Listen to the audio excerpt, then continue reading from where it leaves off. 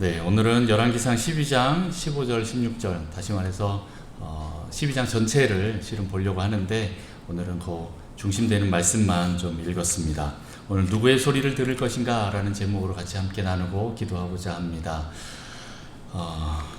오늘 지금 열왕기상 12장은 어떤 말씀인지 여러분 아시는 분도 계시고 아니면 잘 모르시는 분들도 계실 것 같은데 제가 다시 좀 설명을 쭉 해드리겠습니다.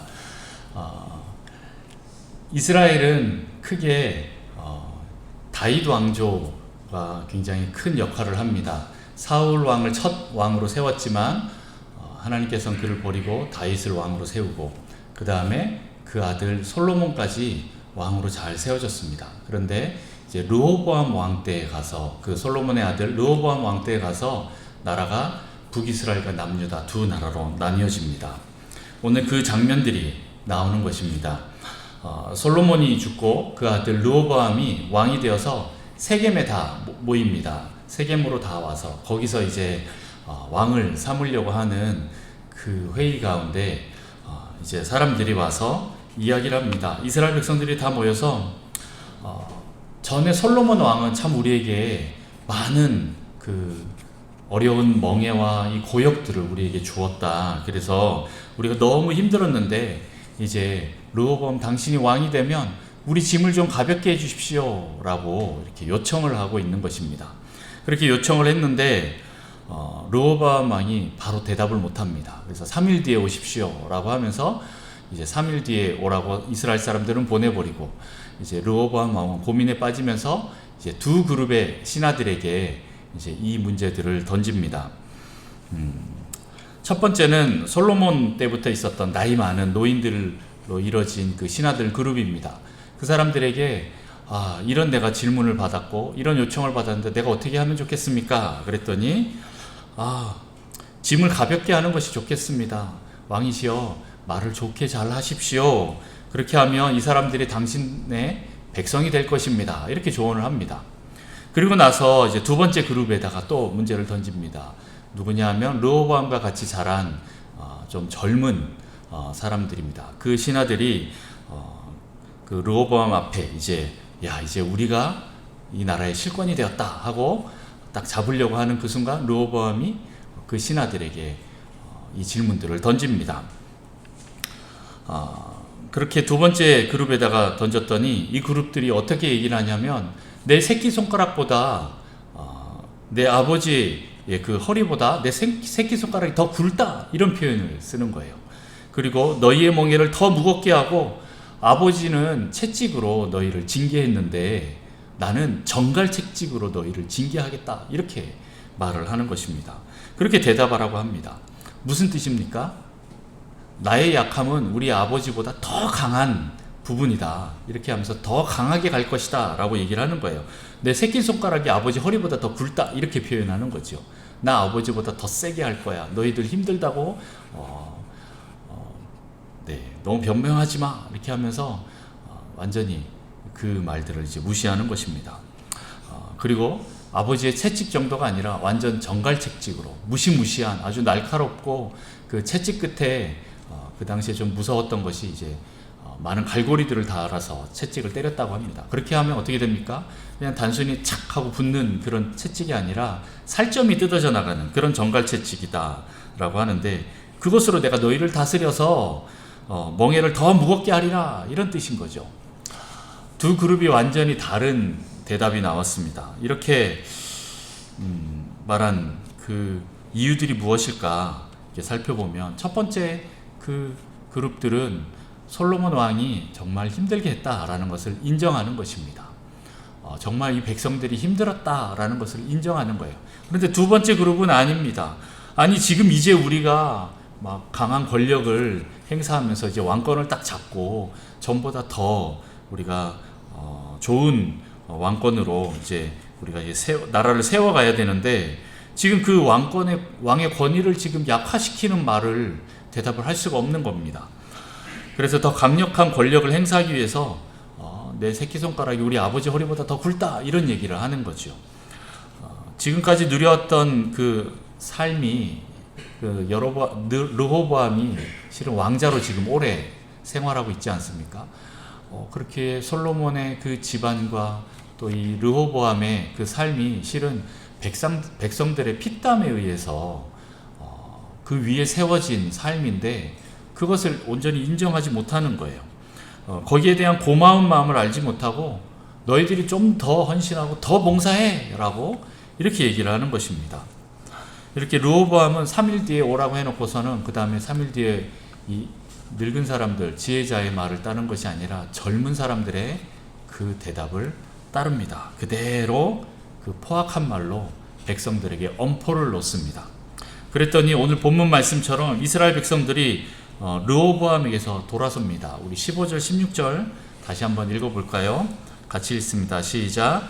왕이 이같이 백성의 말을 듣지 아니하였으니 이 일은 여호와께로 말미암아 난 것이라. 여호와께서 전에 실로 사람 아히야로 느밧의 아들 여로보암에게 하신 말씀을 이루게 하심이더라. 온 이스라엘이 자기들의 말을 왕이 듣지 아니함을 보고 왕에게 대답하여 이르되 우리가 다윗과 무슨 관계가 있느냐? 이새의 아들에게서 받을 유산이 없도다. 이스라엘아 너희의 장막으로 돌아가라. 다윗이여 이제 너는 내 집이나 돌아보라 하고 이스라엘이 그 장막으로 돌아가니라. 아멘. 네, 이제 또 어떤 장면이 조금 이해가 되시죠? 앞에 이런 일들이 있었다라는 겁니다. 그리고 오늘 그 말을 들은 백성들이 너무 크게 실망하고 더 나아가서 이제 화가 나서 자 르호보암 너는 그냥 니네 집 유다 집 하나 다스려 하면서 10지파가 이제 탈퇴합니다. 실은 이 모든 것이 여호와께서 말씀하신 대로 지금 이루어지고 있는 것입니다. 실은 그럼에도 불구하고 르호보암은 이것이 솔로몬의 잘못으로부터 시작되었는데 그러면 내가 회개함으로 나는 그렇게 살지 않겠다라고 하나님께 고백하고 백성들에게도 그렇게 말을 했다라면 아마 왕위가 뺏기는 일을 안 당했을 수도 있겠다라는 생각을 해봅니다. 하나님은 자비로우시기 때문에 우리가 실수하더라도 또 죄를 지었어도 회개하고 돌아오면 하나님은 회복시켜 주시는 분이시기 때문에 충분히 저는 가능성이 있다라고 생각합니다. 그런데 오늘 르호보암은 솔로몬보다 더 우둔하게 굽니다. 솔로몬은 다윗이 죽고 나서 하나님께 나아가서 어떻게 합니까? 1000번의 제사를 드립니다. 1000번의 제사를 드리면서 하나님을 경배하고 그분의 뜻과 은혜를 구합니다. 그러니까 하나님께서 나타나셔서 솔로몬에게 이제 축복하시는 그런 장면들이 있죠. 정말 그의 인생 속에서 이 모든 것이 하나님의 은혜였다라는 것을 알고 그가 하나님 앞에 자신의 앞날들을 또 여쭤봅니다. 그런데 오늘 르호보암은 이런 선택의 자리에서 하나님께 묻지 않습니다. 그리고 이 두 그룹의 신하들에게 물어봤는데 그 중에서도 지혜로운 그룹의 대답을 택하지 않고 듣지 않습니다. 다시 말해서 자기가 듣고 싶은 대로 자기가 하고 싶은 대로 듣고 선택하는 겁니다. 아마 자기가 하고 싶은 것이 제3의 또 선택지가 있었으면 또 다른 그룹을 찾으러 갔을 겁니다. 내가 원하는 것을 말해줄 사람이 누가 있는가라고 하면서 가서 그 사람이 말해주면 오 그래 하면서 그 사람 말대로 또 선택했을 수도 있습니다. 어쨌든 르호보암은 하나님의 말씀, 하나님의 음성을 듣기를 원치 않았고 백성들의 소리를 듣기를 원치 않았습니다. 오직 자기가 하고 싶은 대로 선택했습니다. 르호보암은 기존에 가지고 있던 그 기득권을 내려놓기가 싫어서 더 세게 나간 것입니다. 그렇게 되니까 민심이 완전히 떠나버립니다. 그렇게 됐는데도 자기밖에 보이지 않는 거죠. 이 뒤로 18절이 또 한 사건이 나옵니다. 같이 한번 읽어보겠습니다. 시작. 르호보암 왕이 역군의 감독 아드람을 보냈더니 온 이스라엘이 그를 돌로 쳐 죽인지라.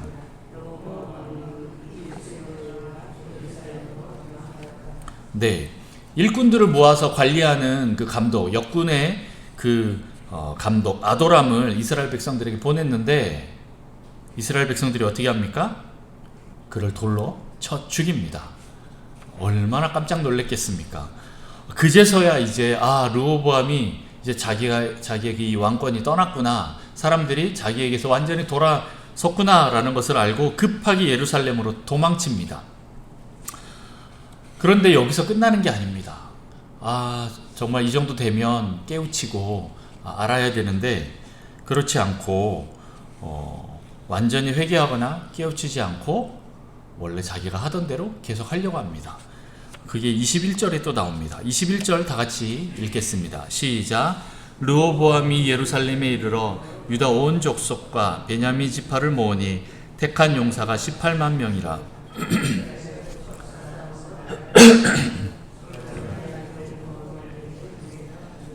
네, 지금 예루살렘으로 급하게 돌아와서 좀 한참 있다가 아니라 바로 이 군사들을 모읍니다. 이 북이스라엘 10지파들을 다시 싸워서 자기를 배신하고 떠난 그 백성들을 자기에게 돌이키게 하기 위해서 택한 방법이 무엇입니까? 18만 명의 군사를 모읍니다. 실은 그 당시에 유다 지파가 제일 큰 족속이었습니다. 그리고 또 베냐민 지파가 이제 유다 지파랑 같이 함께하면서 그렇게 붙었는데 그때 이제 군대를 일으켜서 전쟁으로 그 윗지방에 있는 북이스라엘을 자기에게 돌리려고 그렇게 선택을 합니다. 실은 이쯤 되면 내가 지혜의 왕 솔로몬의 아들이다 라는 말이 이제 무색해집니다. 정말 부끄러워집니다. 역군의 감독 그 아도람을 돌로 쳐 죽이는 것을 보고 깨달았어야 되는데 그것을 알지 못하고 오히려 싸움으로 이것을 돌리려고 더 군대를 일으킵니다. 왜 이렇게 합니까? 이 백성이 자기 것이라고 생각하기 때문에 그렇습니다. 지금 내 건데 내가 뭔가 뺏겼어요. 잃어버렸어요. 그러니까 열이 받는 겁니다. 화가 나는 겁니다. 아니 내가 이렇게 많은 것을 갖고 있었는데 한순간 다 없어지니까 이건 아니다. 누가 뺏어간 거냐? 왜 잃어버린 거지? 빨리 그것을 되찾아야겠다. 이런 마음이 더 강했던 것 같습니다. 다시 말해서 불만이 가득해졌습니다. 르호보암은 이것에 대해서 하나님 뜻이 무엇인지 물어보거나 아니면 정말 하나님께서 이 일들을 행하시고 있구나 라는 것을 깨달아야 되는데 거기에 대해서 그런 마음은 없고 오히려 불만이 더 커지는 거예요. 아니 왜 내 것을 뺏어가지? 이렇게 생각하는 것입니다. 하나님 왜 그러시죠? 이스라엘 백성 너희들 왜 그래? 라고 하는 거예요. 아니 내가 잘못한 게 도대체 뭐야?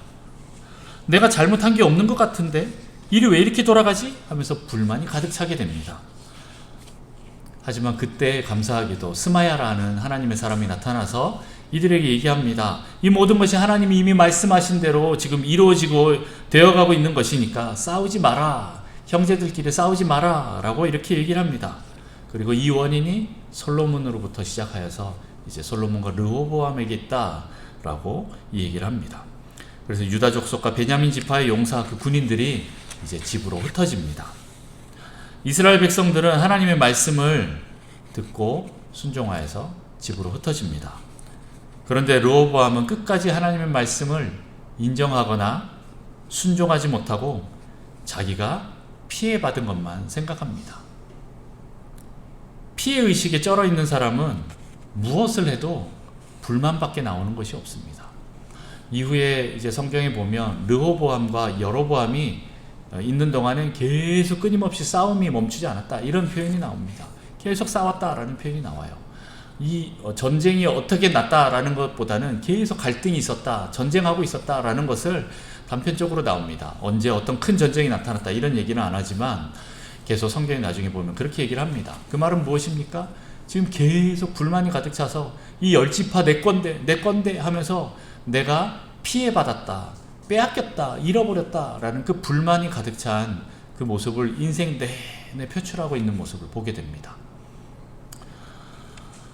여러분 이럴 때는 누구의 음성을, 누구의 소리를, 누구의 말을 듣겠습니까? 이스라엘 백성들이 우리 그동안 너무 힘들었으니까 이제 조금 평안하게 조금 풀어주십시오 라고 얘기를 했는데 그때 여러분 같으면 누구의 음성을 들으려고 하겠습니까? 르호보암은 이제 두 그룹의 그 신하들의 음성을 들었지만 저는 더 근본적으로 아버지 그리고 그 할아버지처럼 하나님 앞에 나아갔었어야 된다라는 생각이 듭니다. 평소에 하나님의 음성을 듣고 그 말씀에 순종하는 삶을 훈련한 사람들은 내 의지를 걷고 하나님께 순종하는 삶을 살 수 있습니다. 그러나 자기를 포기하거나 의지를 내려놓는 이 훈련을 하지 않은 사람은 중요한 순간에 순종할 수가 없습니다. 그래서 우리는 주님의 음성을 듣고 순종하는 훈련을 평소에 해야 됩니다. 그렇지 않으면 이런 선택의 기로에 가서 어떻게 됩니까? 하나님의 음성을 들으려고 하는 것보다 내가 원하는 방향으로 가려고 합니다. 지금 이 르호보암의 방향은 어디였습니까? 이 불만을 해결하는 데 방향이 계속 인생 내내 초점이 맞춰져 있게 됩니다.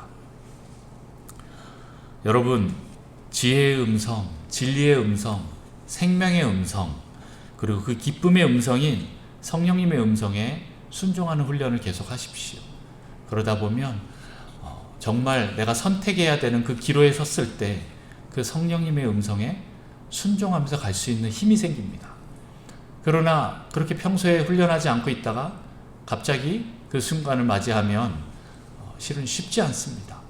내가 원하는 그 방향과 하나님 뜻이 같으면 상관이 없는데 그렇지 않을 때 하나님께서 아니야, 그쪽 길이 아니야, 이쪽 길로 가야 돼 라고 했을 때 내 길을 포기하고 그 하나님의 길을 따라갈 수 있는가? 쉽지 않다라는 겁니다. 평소에 훈련해야 된다라는 것입니다. 자, 그런데 오늘 이와 또 다른 한 명이 나옵니다. 한 사람이 나옵니다. 오늘 읽지는 않았지만 이후에 12장 이후에 후반절로 가면 바로 여로보암이라는 사람이 나옵니다. 이제 북이스라엘이 10지파가 떨어져 나갔는데 거기에 왕은 이제 여로보암이 됩니다. 여로보암은 왕의 정통 후계자가 아닙니다. 다윗의 자손이 아닌 거예요. 그러니까 자기가 잘해서 받은 나라가 아니기 때문에 뭔가 불안합니다. 이 여로보암은 계속 어떠한 불안함이 이 사람 삶 속에 계속 있었던 것 같아요. 그래서 여로보암은 혹시 남유다가 또 밑에서 침공해 올지 않을까라는 생각 때문에 브누엘이라는 그 도시를 건축을 합니다. 그리고 남쪽에다가 이제 성을 쌓는 거죠. 사람들이 이쪽으로 오지 못하도록 그곳에 이제 군사를 재배치합니다. 더 나아가서 북이스라엘 백성들이 이제 남유다에 있는 예루살렘 성전으로 가서 예배를 드리고 있는 그 모습을 보니까 이제 완전한 이제 국경선이 그어진 건 아니죠. 우리처럼 옛날에는 6.25 전쟁 이전에는 북에서 남으로, 남에서 북으로 이렇게 좀 가는 게 약간은 좀 수월했잖아요. 근데 지금은 완전히 그게 거의 불가능할 정도로 완전히 막혀 있지만 실은 이 당시에는 그러지 않았어요. 국경선이 따로 있는 게 아니고 그냥 이스라엘 백성들이 야, 우리 예배 드리러 가자. 그럼 어디로 갑니까? 남유다에 있는 예루살렘으로 가는 거예요. 그 성전으로 가서 하나님께 거기 예배를 드리는 거죠. 거기서 제사를 지내다가 혹시나 이 사람들이 르호보암에게 마음이 또 갈까봐 불안하는 겁니다. 그래서 걱정이 되고 불안해서 여로보암은 금송아지 2마리를 만듭니다. 하나는 베델에, 하나는 단에 세웁니다. 단은 저 북쪽 끝에 있는 도시고, 그리고 베델은 그나마 좀 이 남쪽에 있는 세겜 밑에 예루살렘 사이에 있는 곳입니다. 어쨌든 사람들이 예루살렘까지 못 가게 하는 겁니다. 지금 정확히 기억이 안 나네요. 어쨌든 그 세겜과 베델이 하여튼 그 근처에 있습니다. 예루살렘까지 가지 못하게 하면서 거기에다가 산당을 짓습니다. 그리고 여기서 예배드려라 하면서 또 한 가지 더 합니다. 그것은 바로 산당을 짓고 그 다음에 레위 자손이 아닌 일반 보통 사람들을 제사장으로 삼습니다. 그리고 더 나아가서는 없던 절기를 하나 만듭니다. 그렇게 하면서 유다에서 지키는 그 절기와 좀 비슷하게 만드는 거죠. 실은 절기가 되면 어디로 가야 됩니까? 예루살렘 성전으로 가야 되는 거죠. 그런데 글로 못 가게 하기 위해서 자기만의 그런 절기를 만들고, 그리고 없던 절기를 만들어서 그때 베델과 그 단에서 제사를 지내도록 하게 합니다. 그렇게 베델에서 없던 절기를 만들어서 여로보암이 어떤 일을 벌입니까? 자기가 직접 제단에 올라가서 분향하고 제사하는 일을 합니다. 우리는 이게 그냥 그랬나 보다 하지만 실은 제사는 누구만 지낼 수 있습니까? 레위인만 지낼 수 있습니다. 제사장만 할 수 있는 거예요. 우리는 제물까지만 끌고 가지 그 제단에서 분향하는 건 제사장들만 할 수 있는 건데, 앞에서 레위인 말고 일반 사람도 하도록 만들어 놨던 이유가 이제 뭔지 조금 보입니다. 여로보암 자기가 올라가는 거죠. 이제는 정치와 종교를 하나로 만들어 버리는 겁니다. 그전에는 왕이 따로 있고 제사장이 따로 있었는데 이제는 그것을 하나로 합쳐서 자기가 해버리는 거예요. 내가 하나님의 대리자가 되겠다. 너희들 내 말을 들어라 하면서 계속 이제 합니다. 왜 이렇게 합니까? 결국 그 마음을 보면 불안함이 있기 때문에 그렇습니다. 불안해서 그렇습니다. 하나님이 주신 왕권, 그 나라, 실은 자기가 그렇게 잘해서 된 게 아니라 하나님이 주신 거예요. 하나님이 야, 내가 너에게 이 나라를 줄게 했기 때문에 그 하나님 뜻대로 행하고 그 말씀을 지키고 살면 실은 아무 문제가 없는데도 불구하고 뭔가 불안한 거예요. 여로보암이 계속 불안합니다. 왜요? 하나님이 나와 함께 한다는 이 믿음이 안 올라오는 거거든요. 믿음이 없기 때문에 그렇습니다. 그래서 계속 새로운 대안책들을 마련하는데 알고 보니까 결코 그 성경에 하나님 뜻에 맞는 것이 아니에요. 금송아지를 만들고 산당을 짓고 자기가 제사를 지내고 이런 일들을 합니다. 결국 이 불안을 스스로 해결하지 못해서 자기의 소견에 옳은 대로 하다가 죄의 길로 가게 됩니다. 이러한 불만과 불안의 소리들이 내 안에서 올라오면 여러분 어떻게 하시겠습니까? 그리고 누군가 이렇게 불만과 불안을 표출하면 여러분은 누구의 소리를 듣겠습니까? 이때를 위해서 우리는 하나님의 음성에 순종하는 훈련을 계속 해야 합니다. 그래서 무엇을 선택하고 따라갈지 결정하는 훈련을 해야 합니다. 이 훈련을 위해서 우리는 첫 번째 먼저 말씀을 묵상해야 됩니다. 우리 교회는 새벽기도 본문을 이제 생명의 삶이라는 그 큐티책을 가지고 우리가 같이 말씀을 나눕니다. 여러분이 기회가 되면 그 말씀대로 같이 매일매일 묵상하면서 가시면 좋겠습니다. 그게 안 되면 주일 설교 말씀을 가지고 일주일을 묵상하셔도 되고, 아니면 수요일 저녁이나 주일 저녁이나 아니면 금요 기도회 때 하는 그 말씀들을 가지고 여러분 계속 묵상하십시오. 아니면 여러분 개인적으로 통독하시는 그 말씀을 가지고 또 하루 종일 묵상하는 그 시간들을 보내면 좋겠습니다. 그런데 묵상은 단순히 생각하는 것만 하는 것이 아닙니다. 내가 그냥 생각만 하자라는 것이 아니라 결국에는 이것은 하나님과의 교제이고 하나님과의 대화입니다. 하나님 말씀에 대해서, 그리고 혹은 또 나의 삶에 대해서 여러분들 주님께 물어보십시오. 하나님, 내가 이런 삶을 이렇게 무언가 선택해야 되는데 하나님 이때 어떻게 하지요? 하면서 오늘 읽은 말씀을 가지고 묵상하면서 하나님 앞에 또 나가보십시오. 그러면 하나님께서 또 여러분에게 말씀하시는 그 음성을 듣게 될 것입니다. 이런 것들은 이제 두 번째 훈련하고 이제 또 연결이 됩니다. 우리가 하나님 음성에 순종하는 그 훈련, 그 하나님 말씀에 순종하는 훈련, 이 순종하는 훈련을 하기 위해서는 첫 번째 말씀을 묵상하는 것이고, 두 번째는 기도하는 훈련을 해야 됩니다. 기도는 내 원함만 말하는 것이 아닙니다. 주님의 뜻이 무엇인지 듣는 것에서 시작합니다. 다른 지혜로운 사람의 소리를 듣기도 하고 또 그 소리에 귀를 기울이듯이 우리도 하나님의 음성에 귀를 기울여야 합니다. 그것이 말씀을 묵상하고 기도하는 시간을 통해서 우리를 주님 안에서 성장하게 하는 그런 훈련입니다. 이런 말씀과 기도 생활은 성도들의 가장 기본적인 신앙생활이고 영성 훈련입니다. 그래서 이 말씀과 기도가 한쪽으로 치우치지 않도록 계속 균형 잡으면서 가는 것이 굉장히 중요합니다. 어떤 분은 말씀만 읽는 분이 계시고 어떤 분은 기도만 하시는 분이 계실 수 있습니다. 그러나 우리는 항상 이것을 하나로 묶어서 해야 됩니다. 더 나아가서는 세 번째는 이제 삶으로 살아내는 훈련을 해야 됩니다. 말씀을 묵상하고 기도하면서 이제 내 안에 장착했던 이 말씀, 하나님의 음성, 이 뜻 아는 것으로 만족하지 마시고 이제는 이것을 우리의 삶으로 살아내는 훈련을 해야 합니다. 주님의 말씀하시면 순종하는 훈련을 해야 합니다. 앞에서 말씀 묵상을 지성의 훈련이라고 한다면 이제 기도에 대한 부분은 이제 감성에 대한 훈련이라고 볼 수도 있는데 그것만으로 만족하지 마십시오. 더 나아가서 의지적인 훈련을 해야 되는데 그것은 바로 삶을 실천하는 훈련하는 것입니다. 말씀대로 실천하는 이 훈련, 그래서 지정의가 다 갖추어진 온전한 인격으로 우리는 성장해야 됩니다. 그래야 우리의 삶이 온전한 변화가 있는 거예요. 어떤 사람은 말씀은 탁월한데 기도나 의지가 약하고, 어떤 사람은 하나님께 주시는 그 감동은 너무 강해서 기도하고 찬양하는 거 너무 잘하는데 말씀이 약하고, 또 어떤 사람은 말씀은 잘 모르겠고 기도하는 건 잘 모르겠는데 무조건 옳은 건 해야 돼 하고 막 무조건 막 하는 사람들이 있습니다. 그런데 하다가 보면 하나님 말씀과 그 뜻과는 상관없이 또 다른 곳으로 갈 수도 있어요. 처음에는 하나님 뜻인 줄 알고 이거 이렇게 좋은 뜻을 가지고 하면서 가겠지만 결론으로는 또 다른 쪽으로 갈 수도 있습니다.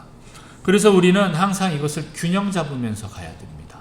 말씀과 기도와 이 삶으로 실천하는 이 훈련을 계속 해야 됩니다. 이것이 지정의가 온전하게 다 변화되는 그런 삶입니다.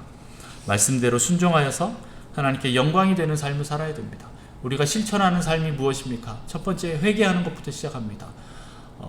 나는 잘못 없어 라고 하는 것이 아니라 그 말씀에 비추어서 나의 삶을 볼 때 내가 문제가 많구나, 하나님 내가 죄인이군요 하면서 회개할 수 있는 그 훈련부터 하는 겁니다. 그렇게 계속 하다 보면 다른 사람들이 뭐라고 했을 때 네 맞습니다, 제가 잘못했습니다 라는 그런 소리가 쉽게 나옵니다. 이게 안 돼 있으면 어떻게 합니까? 내가 잘못한 게 뭔데, 내가 뭘 잘못했는데 왜 내 걸 다 뺏어가는 거지, 이렇게 나가는 거죠. 르호보암처럼 그렇게 돼버리는 것입니다. 여러분, 회개하는 훈련부터 하시고 그 다음에 여러분의 가진 것들을 더 풍성하게 하나님 주셨다면 그것을 또 이웃에게 나누는 훈련들을 하시고, 또 더 나아가서는 이웃들을 구제하고 또 복음으로 전도하고 또 선교하고 또 그들에게 봉사하고 사역하는 이 훈련들이 되어야 합니다. 이러한 삶을 통해서 우리의 인격들이 완성이 됩니다. 제자의 삶을 통하여서 우리의 삶의 변화가 드러나는 것이 보이게 되는 것입니다. 말씀과 기도와 이 의지, 실천하는 이 삶을 통하여서 드러나는 것이죠. 그래서 우리는 철저하게 주님을 따르면서 실제로 한번 해봐야 됩니다. 계속 그런 훈련을 해야 돼요. 하나님 하면서 오늘도 출근하면서 버스 안에서, 전철 안에서 하나님 오늘 어떻게 할까요? 오늘 아침에 기도한 묵상한 그 말씀을 가지고 갈 때 분명히 어떠한 사건이 생길 수도 있습니다. 그러면 주님이 그때 주신 마음을 가지고 한번 해보는 겁니다. 정답은 없습니다. 그냥 무조건 순종해보는 겁니다. 내가 들은 음성이 맞는지 틀리는지 모르지만 그럼에도 한번 해보십시오. 그렇게 순종하려고 하는 그 사람에게 내가 혹시 실수하고 잘못 선택했다 할지라도 하나님께서는 그 사람의 그 실수들을 만회해 주십니다. 회복시켜 주십니다. 얼른 빨리 회복시켜 줍니다. 하나님, 내가 이게 맞는 줄 알고 주님 뜻인 줄 알고 순종하고 했는데 안 맞았네요. 틀렸네요. 어떻게 하지요? 그렇게 기도하는 사람들에게 또 하나님이 또 다시 빨리 그것들을 회복시켜 주세요. 그런데 나 잘못한 게 없는데 왜 그러지? 이렇게 끝까지 나가면 그것이 회복이 잘 안 됩니다.